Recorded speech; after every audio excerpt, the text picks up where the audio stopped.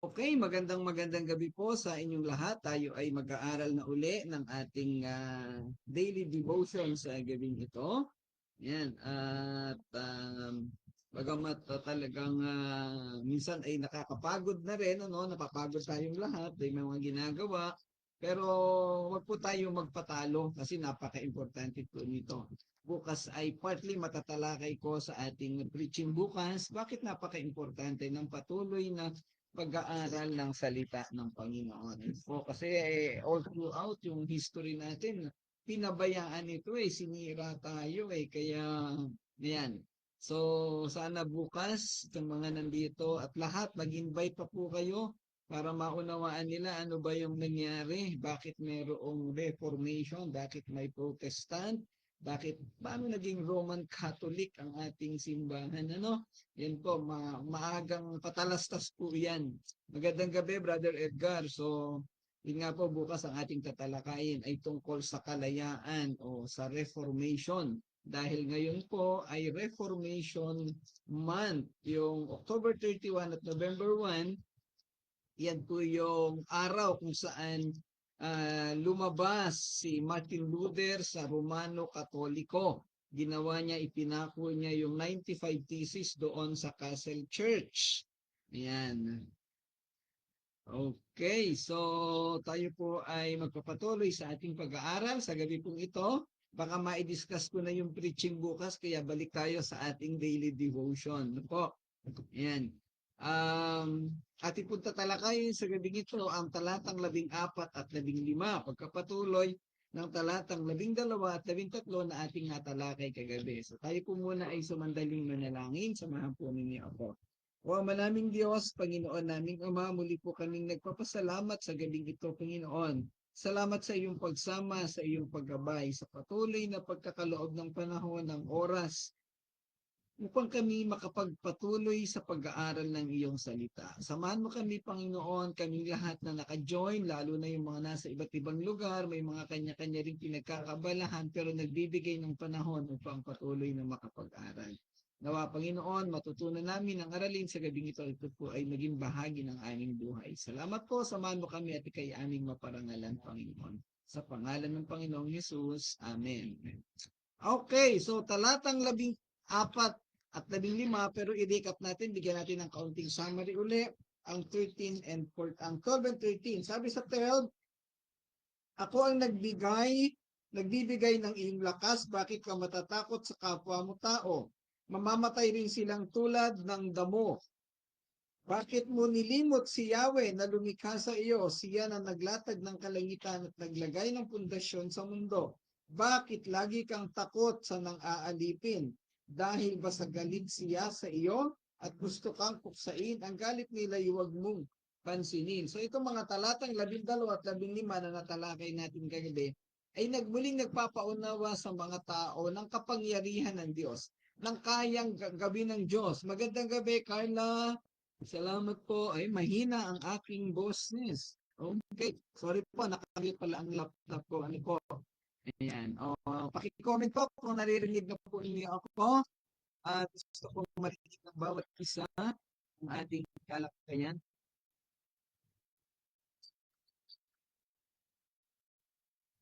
Sagot po. May tumutugtog. Naka-on ang YouTube. Sorry. Ayan. Okay. Ayan. Okay na. Ayan, so ito nga pong 12 and 13 na tinalakay natin kagabi ay nagpapaunawa ng kakayahan ng Diyos na ang kanyang karunungan ay hindi limitado na kagaya ng limitadong karunungan at kaalaman ng mga tao sa mundo. Kaya nagtataka siya at muli niyang ipinapaalala sa mga tao na sa akin o sa kanya lamang humingi ng tulong, sa kanya lang umasa at huwag matakot na kung sila man ay pinapahirapan, pinaparusahan ng mga tao, huwag silang matakot dahil ang mga tao na to ay mamamatay din na kagaya ng mga damo. At ang kanilang kakayahan na magpahirap mang api ay pansamantala lamang. Ang sa Diyos ay pangwalang hanggan. Kaya nagsabi rin ang Panginoon dito na bakit mo nilimot si Yahweh na lumikha sa iyo? Kaya samantalang si Yahweh ang pinakamabuti, pinakamay pag-ibig, at nagkakaunawa at nagmamalasakit sa ating lahat. So, ito tayo pinapaalalahanan nito na huwag tayong lumimot sa Panginoon. Manatili tayo sa Kanya kung tayo may nakakaranas ng mga problema at kabigatan. Tanging sa Panginoong Diyos lamang tayo umasa dahil siya ang tanging maaasahan natin. Yan. So tayo ay magtuloy sa talatang 14. Yan. Meron pong batang bisita kami dito sa church. Yan. Si Princess at si Sammy kasama ko dito sa church. Ayan. Sabi sa verse 14, hindi na magtatagal ang mga bihag ay palalayain. Mabubuhay sila ng matagal at hindi magkukulang sa pagkain. Wow. Ang talatang ito ay naglalahad ng nakakabighaning paglalarawan ng pananabik ng tao para sa kalayaan at pagpapalaya, gayon din ang katiyakan ng pagkahabag at paglalaan ng Diyos. Ang talatang ito ay nag-aalok ng walang hanggang mensahe ng pag-asa at kaaliwan na nagsasalita sa walang hanggang katapatan ng Diyos sa harap ng kahirapan. Ito ay isang makapangyarihang paalala na kahit sa pinakamadilim na panahon, palaging may pangako ng pagpapalaya at pagpapanibago para sa mga taong nagtitiwala sa Kanya. Ang kailangan lang nating mga tao ay magtiwala.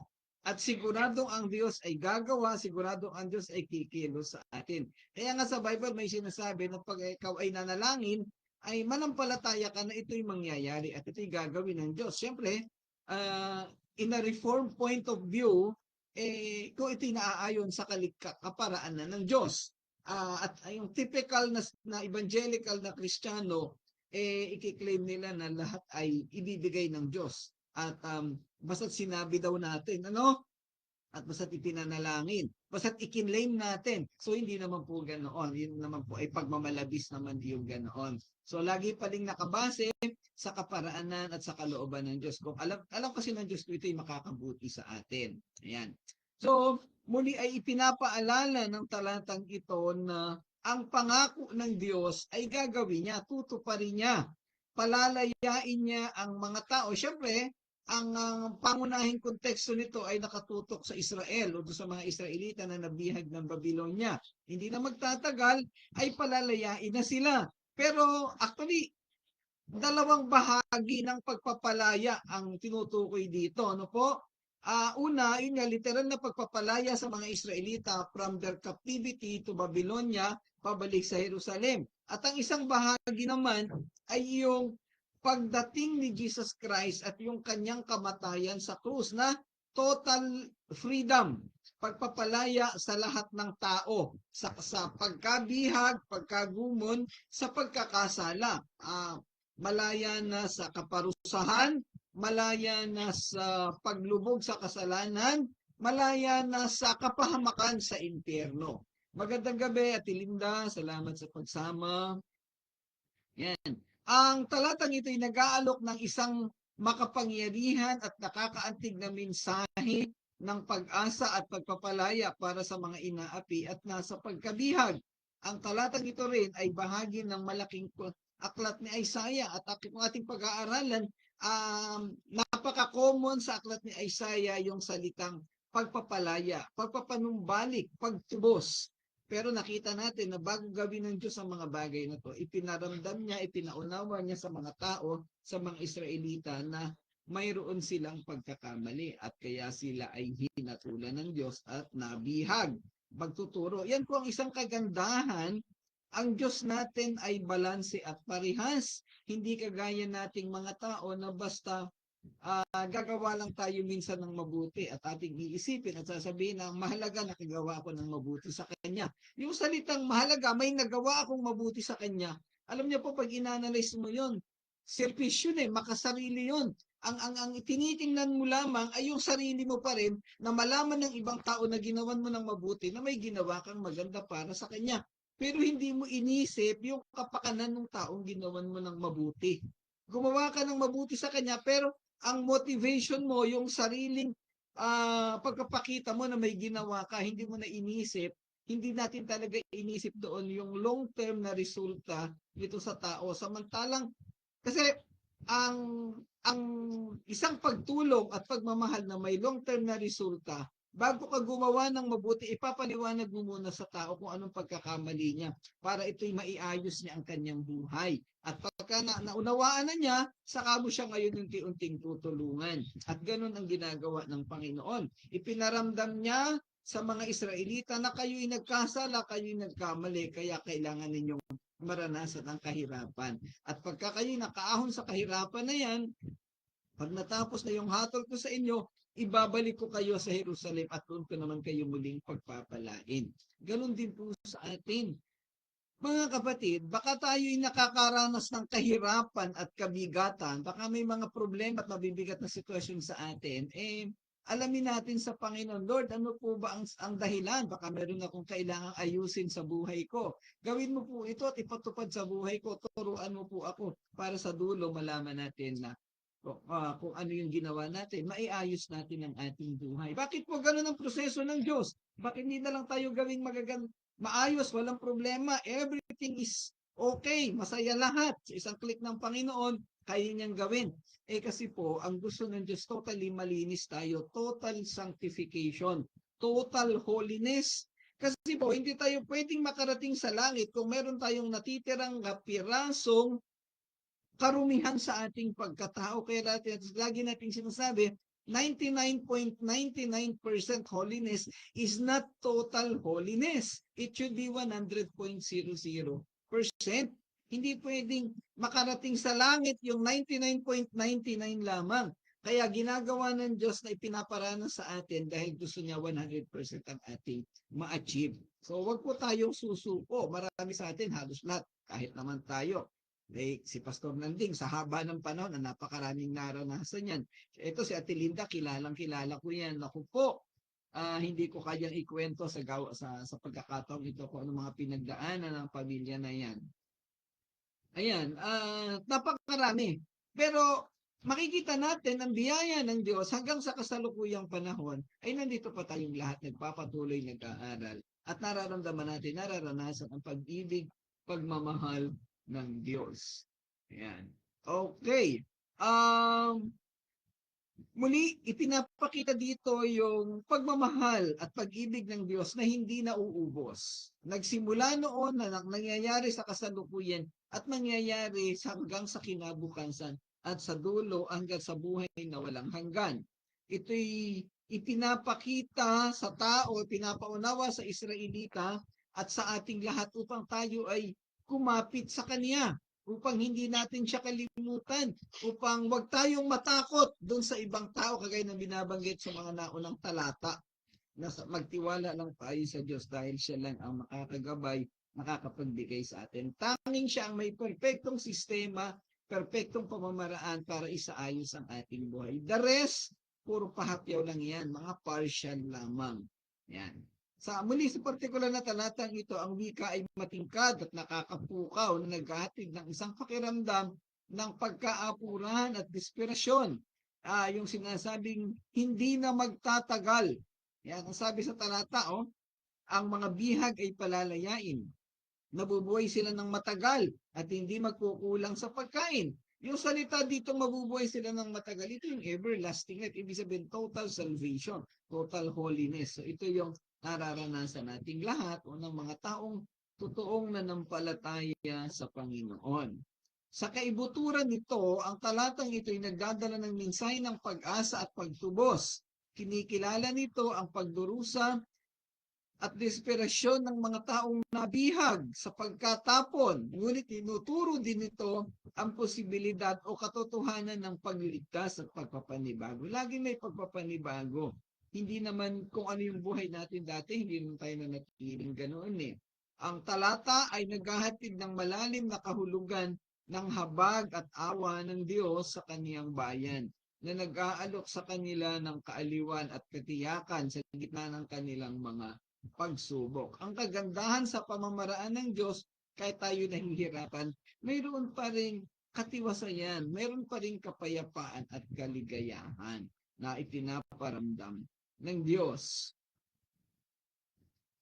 Muli ay ipinapakita nito ang walang hanggang katapatan at pagliligtas ng Diyos sa buong bayan ng Israel at extend sa ating mga hintil, sa ating mga mananampalataya sa kapanahunan natin. Muli ito ay ipinapakita yung simbolismo ng pag-ibig, yung pagpapalaya na gagawin. Ayan, salamat Brother Edgar. Ayan. Yan, progressive sanctification. Siya po yung laging lagi nating pinag-aaralan at sinasabi dito. Nabanggit ni Brother Edgar itong progressive sanctification. Alam niyo po, nalulungkot ako personally kasi napakaraming simbahan at mananampalataya hindi nila nauunawaan itong salitang progressive sanctification. So, bagamat tayo ay iilan lang, napaka-importante po na maunawaan natin ang bagay na ito. Ayan. Ayan. Ipinapakita dito muli sa talatang ito na ang Diyos ay hawak-hawak niya tayo.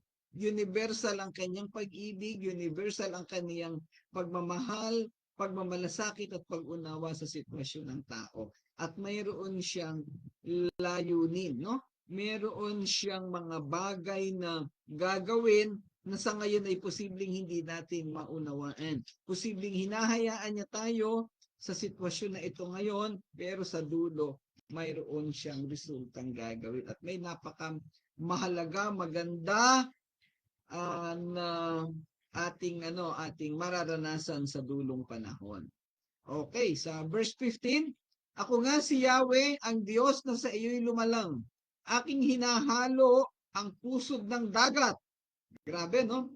Kaya umiingay ang mga alon. Ang pangalan ko Yahweh na makapangyarihan sa lahat. Grabe ang declaration dito, no?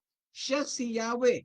Ito yung total sovereignty, the majesty of God. Ipinakita niya dito kung ano ang kaya niyang gawin. Bakit kaya ito? Nagmamayabang ba ang Diyos? Definitely po hindi. Ipinapaunawa ng Diyos sa tao na kung sino siya at kung ano ang kaniyang kayang gawin para ang tao'y manatiling nagtitiwala at nakakapit sa Kanya. Tama pa, so Nanding, salamat po. Ang pag-ibig ng Panginoon ay para sa Kanyang mga pinili lamang. Totoo po yun.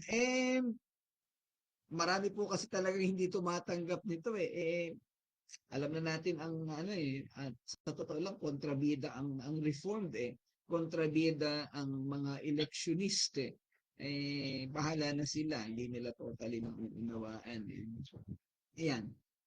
Ang talatang ito ay muling nagpapaalala, itong talatang 15 na tinatalakay natin, muling nagpapaalala ng soberanya at kontrol ng Diyos sa natural na mundo. Ito ay isang patunay ng kanyang katapatan sa kakayahang iligtas ang kanyang mga tao sa anumang panganib o kahirapan. Sumasakop din ito sa mayamang kasaysayan ng mga Israelita. Ginamit sa talata ang imahe ng dagat at ang titulong ang Panginoon ng mga hukbo, the Lord of the troops. Ang mga ito ay naghahatid ng pakiramdam ng pagkabangha at paggalang sa banal na kapangyarihan ng Diyos. Sa panahon ng personal na pakikibaka o kaguluhan sa lipunan, ang talatang ito ay nag-aalok ng kaaliwan at katiyakan na ang Diyos ay laging nariyan at may kakayahang pagtagumpayan ng anumang balakid. Walang imposible, walang mahirap, walang hindi kayang gawin ng Diyos. Siya nga ang gumawa ng buong mundo, lahat ng mayroon tayo dito. Muli sa talatang ito, ipinapaalala ng propeta sa mga tao ng Israel ang kapangyarihan at otoridad ng Diyos sa pamamagitan ng pagbanggit sa kaganapan ng paghahati ng dagat na pula na nagbigay daan sa mga Israelita na makatakas mula sa kanilang pagkaalipin sa Ehipto. At actually, ang term na ginamit sa MBD, hinahalo ang pusod ng dagat. Ibig sabihin, lahat kayang gawin ng Diyos. Kaya umaalon. Yung bang lindol, yung bang mga pagputok ng bulkan, siyempre, Diyos din ang nagpapagawa, na gumagawa niyan. Siya ang nagpipermiso niyan dahil mayroong gustong ituro din sa mga tao. Okay. Ang titulong ito, yung Panginoon ng mga hukbo, ay ginagamit sa buong Biblia upang ipakita ang kapangyarihan at kontrol ng Diyos sa lahat ng nilikha. Ang kapangyarihan na tinutukoy dito, kakayahang gawin ng Diyos, ay iniuugnay sa tema ng kaniyang proteksyon o ng kaniyang kapangyarihan, ng kanyang pagiging makatarungan. Ang kagandahan po nito, kilala natin ang Panginoon, kahit mayroon siya ng ganyang kakayahan at kapangyarihan, mararamdaman natin bilang mga mananampalataya yung pagiging parehas at balanse ng Diyos. Yung siya'y nagpaparusa sa masasamang tao, pero siya'y nagtatangkilik at nagmamahal sa mga nananampalataya at sumusunod sa Kanya. Yan po yung hustisya ng Diyos. Sa makasaysayang konteksto, ang talata ay magiging partikular na makabuluhan para sa mga Israelita na nakanaharap sa pagkatapon at paghihirap. Ang pagbanggit sa dagat na pula ay magsisilbing paalaala sa nakaraang katapatan ng Diyos at sa kaniyang kakayahang iligtas ang kaniyang bayan mula sa tila imposibleng mga sitwasyon. Sa pamamagitan ng pagtawag sa makapangyarihang imaheng ito, sinikap ni Propeta Isaias na magtanim ng pag-asa at magtiwala sa kakayahan ng Diyos na muling iligtas at ibalik ang kanyang piniling. Mga tao, alam niyo yung 70 years na pagkabiyag ng mga Israelita sa Babylonia, hindi na nila inaasahan na sila ay makakabalik pa. Di ba may kabanata tayong napag-aralan nung nakalipas na hindi na inaasahan ng Israel na makabalik, na may babalik pang mga tao sa kanila. Samantalang ang Diyos ay gumawa ng mga bagay. Yan po. Pasensya na po, may nagtitrick or treat dito, nag-happy Halloween eh. Ayan, sasagutin ko na sana eh. Ayan. Okay. So yun po, may mga bagay na hindi natin inaasahan, hindi natin kayang isipin or unawain, pero kayang gawin ng Diyos, kayang ipatupad. Ano ba yung mga naranasan na ninyong mga imposibleng bagay na para talagang mahirap mangyari? Ako po, napakarami ng pero talagang makikita natin, papapatunayan kung ano yung kakayahan at kapangyarihan ng Diyos. Muli po, ang talatang ito nagtataglay din ng malawak na kahalagahan pang teolohiya, theological importance.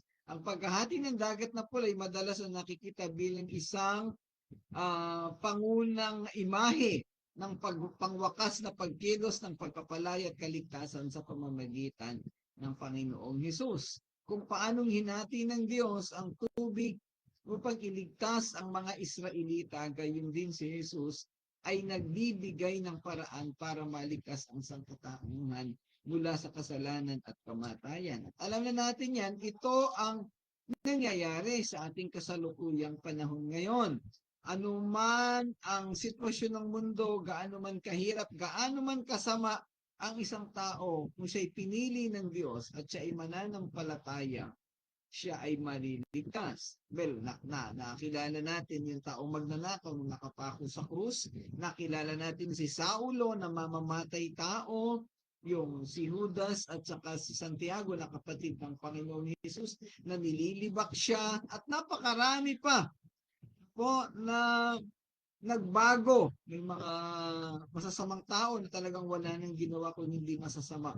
Pero nagbago, binago ng Diyos. Ibig sabihin, kontrolado ng Diyos ang ating sitwasyon. Wala tayong magagawa. Walang magagawa ang anumang puwersa sa mundo, walang magagawa ang anumang kahirapan.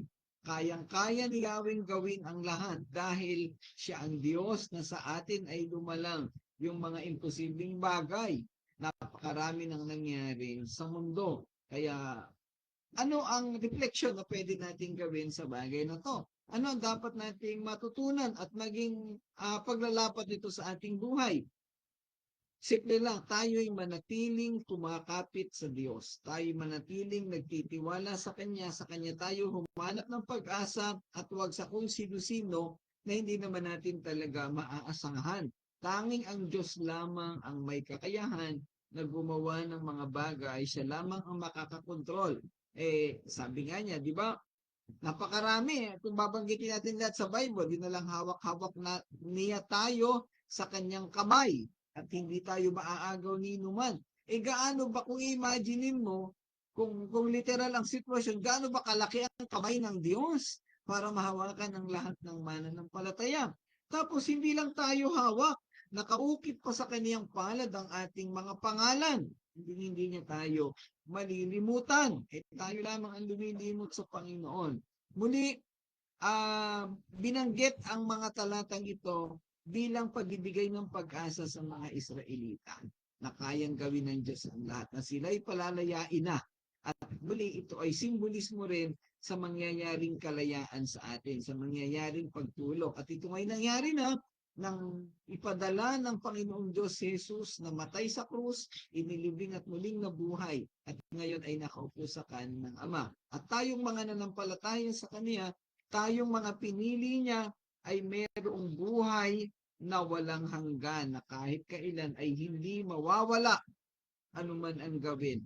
Ito po ay permanente. Ang kaligtasan na pinagkaloob ng Diyos ay hindi nawawala. Hindi po ito kagaya ng ibon na lumilipad sa ibang pugad o kaya ay lumilipad sa iba't ibang sitwasyon. Permanente po ito. Lagi nating idinidiin yan. Kung ikaw ay totoong nanampalataya sa Panginoong Hesus, hindi nawawala ang kaligtasan, mananatili yan. Yan ang pangako ng Diyos at yan ang kanyang mangyayari. Kung paano niyang tinupad yung mga pangako niya sa mga nakalipas na panahon sa Israel at sa mga ibang tao, ganun niya rin tutuparin ang pangako sa ating lahat. Tayo ay umasa at kumapit sa Kanya. Okay, so pansamantala, hanggang doon lang po ang ating talakayan, ating binibigyang diin dito, yung kabutihan ng Diyos at ang lahat ng mga bagay na kanyang ginawa at gagawin pa, ang mga bagay na kanyang pinapanatili. So, malapit na, ang sabi sa verse 14, darating na, hindi natin alam, pero pwedeng dumating na ang Panginoon, pwede na siyang bumalik anytime. Ano po? Ayan, so, kaya huwag tayong magsasawa. Manatili lang tayo sa ating paglilingkod, sa ating pag-aaral. Okay? So, tayo po ay magwakas sa panalangin para tayo ay makapusid sa mga susunod na gawin. Pray po tayo. Muli, Panginoon, maraming salamat sa gabi ito sa aming katatapos na pag-aaral at pagtalakay na napakaganda, Panginoon, na ma-refresh sa aming mga puso, sa aming mga isipan, ang kakayahan ng Diyos, ang mga plano at ang mga kayang gawin ng Diyos. Patuloy mo kaming hawakan, Ama. Patuloy mong ipaunawa ito sa aming mga buhay at kami patuloy na kumapit sa iyo, Amang Diyos. Salamat po sa lahat ng ito. Pagpalain po ang bawat isa na naka-join sa aming pag-aaral na ito. Sa pangalan ng Panginoong Hesus. Amen. Amen. Okay, so salamat po muli sa inyong lahat. Pastor Nanding, Pastor Claude, syempre, bukas dapat andito ka na sa church, dapat magaling ka na. Kasi pag hindi ka gumaling, delikado yan. Syempre, si Brother Edgar, si Ate Linda, salamat Ate Linda, si Carla, ayan, si Mami Ay, syempre, alam ko si Ate Alma naka-join yan, hindi lang nagsalita dito. Ano po? Yan. At syempre, kasama ko dito sa church, si Sunny, at saka si Princess. Okay, maraming salamat po muli mga kapatid. Yung pong walang sisimbahan bukas ay mag-join po kayo sa amin sa online. I-discuss po natin ang reformation at ang kalayaan. Yan. Ako po ay magiging aktivista uli bukas, pero on a biblical basis po ng pagiging aktivista. Salamat po sa inyong lahat. Pagpalain kayo ng Panginoon. To God be the glory.